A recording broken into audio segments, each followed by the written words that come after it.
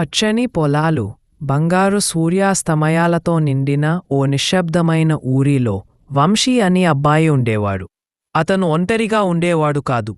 Marcus అనే ధైర్యవంతుడైన, ప్రేమతో నిండిన జర్మన్ షెపర్డ్ అతని అత్యంత సన్నిహిత మిత్రుడు. వాళ్ళు సీతకోకచిలుకలను వెంబడించారు, నది దగ్గర ఆడుకున్నారు, ఆకాశాన్ని చూస్తూ నేలపై పడుకుని మేఘాలు తేలుతూ పోతున్న దృశ్యాన్ని ఆస్వాదించారు.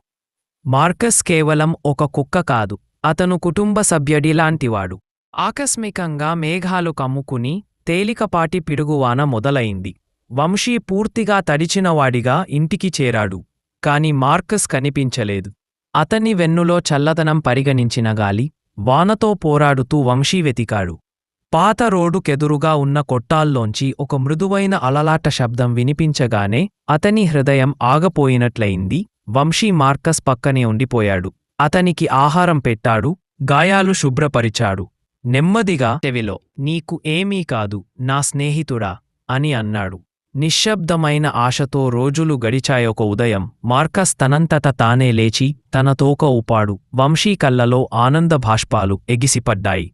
ఇలా ముగిసింది వారి అందమైన ప్రయాణం. మీకు ఈ వీడియో నచ్చితే దయచేసి లైక్ చేయండి.